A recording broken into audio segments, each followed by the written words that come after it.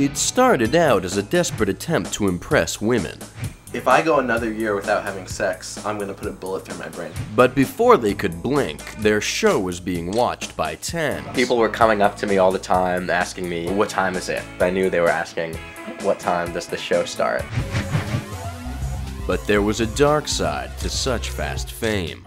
We thought the show would be over. In the end, it was the awkward, forced laughs that held them together. You know when I show someone an episode and they go, makes it all worth it.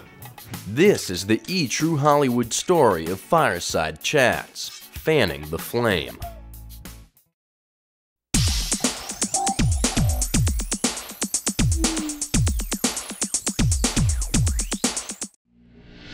It was the fall of 2006 when the show was birthed in the proverbial back alley of the minds of these two young men, Steven Cedars and Benji Klansman. Steven had this thing he would always say, if I go another year without having sex, I'm gonna put a bullet through my brain. And we said, how can we do that? How can we have sex? Finally. And that's when we came up with comedy, thinking, Maybe, we could be onto something here. The boys had an idea, but to execute it, they would need some help. Steve and Benji were joined by Hank Friedman, a cantankerous 80-year-old filmmaker with a rare condition that gave him the body of a young man. Scott Yakishin, an illustrator with the emotional development of a 3-year-old. And Mark Steinberg, a man.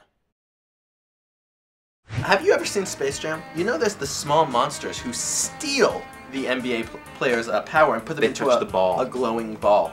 And we kind of feel like we're those monsters who illicitly stole other people's talent, and we become the monstars of the comedy world. Production on the first episode began almost immediately. But before the premiere of the first episode, Benji did something he never thought he'd do. I changed my last name from Klansman to Kleiman when Steven kind of pointed out the majority of Jews that like comedy, and he said if we want a fan base, we're going to have to make sacrifices. On November 3rd, 2006, the first episode of Fireside Chats premiered. The buzz was hot and immediate.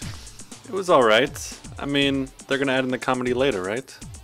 The Fantastic Four, as the five had taken to calling themselves, knew they had something special on their hands. Production began on a series of shoddily put together episodes. Fame kind of followed.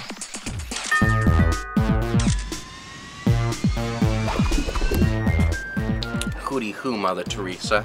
You know, we'd be drinking Perrier every day. Come on, I'll show you around. It's my man Benji on the couch over there. What's up? We don't walk much in this house. We're too rich to walk. Out of my way. In the winter of 2007, the boys got together to start production on their 5th episode. But there was a monster with sharp teeth and glowing red eyes hiding just around the corner. Up next, the fall of Fireside Chats. When we last left the cast and crew of Fireside Chats, things were showing up aces, but little did they know those aces were actually little pointy spears. Tempers were flaring, especially with angerholic Scott. Scott was causing so much trouble. Hi, Steve Stevens here. Here at Steve Stevens Used Mattress Outlet, we have literally tens of used mattresses.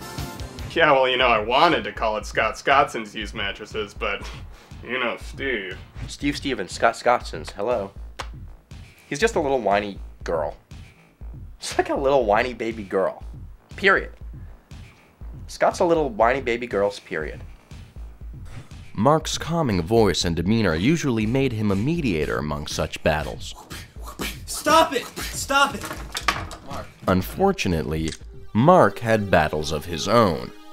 Mark was causing so much trouble.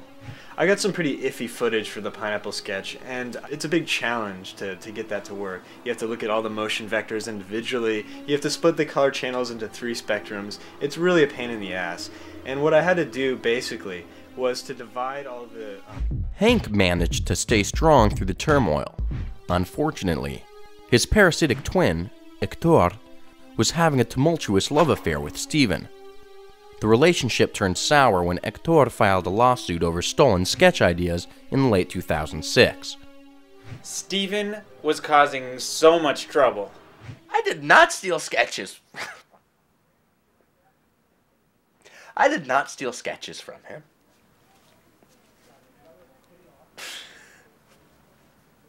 This interview's over. Just kidding.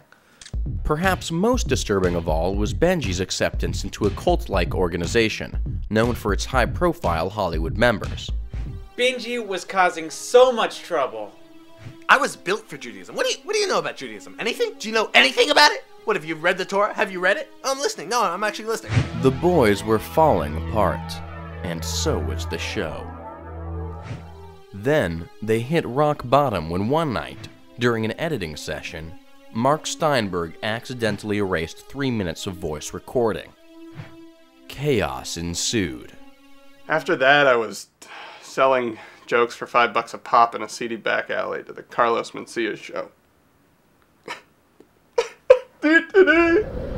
It was then that Benji had his infamous onstage explosion at the Haha outlet.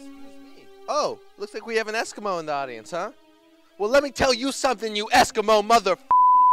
Huh? You don't think I'll leave you out on an iceberg to dry, mother? You mother piece of Eskimo salmon mother with your little fuzzy hood? Huh? Huh? You Inuit. Things couldn't get any lower, and the boys knew it was time for a change. Steven and Hector went to couples counseling. Mark was able to defeat his inner demons. You know, eventually we were able to apply the animation to the alpha channels, but it took a while. It was challenging. Benji cut all ties with Judaism and became a devout, born-again Christian. In March of 2007, the boys were back with a new episode. And a new life. Today, Hank, Mark, Steven, Scott, and Benji have gone their separate ways. Hank currently directs adult theater for his own Three Fingers Deep Productions. His newest film, Ed's Wood, is due out next year. Mark launched a music career and is currently the #1 selling artist on his label. I was a simple man with a USB drive. I ordered food online and waited for it to arrive. Scott became a woman and currently resides in his 1-bedroom apartment with his 60 cats. This interview was conducted over the phone. I have a black one named Fluffers, and a calico named Milroney, and oh, that's the white one that I just got. I think I might... After accepting Christ, Benji became a high-profile comic televangelist. And what makes Jesus so much like a hypodermic needle is that he can hurt, but he can heal. He can heal too, that's right. And what of Steven, you ask? Why, Steven is the most successful of all the Fireside chatters. He is currently a voiceover artist, and was always a little bit funnier than Benji. Through laughter, through tears, the cast and crew of Fireside Chats has seen it all. So the next time you see a talking cat, or the crescent moon, say a little prayer for Fireside Chats.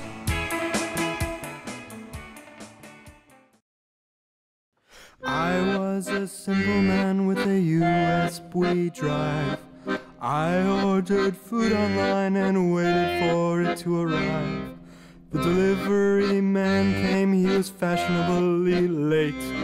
Yada yada yada yada yada yada ya hate. Hate ya hate yada yada yada you. Pooty bui so bui so bui bui bui bui.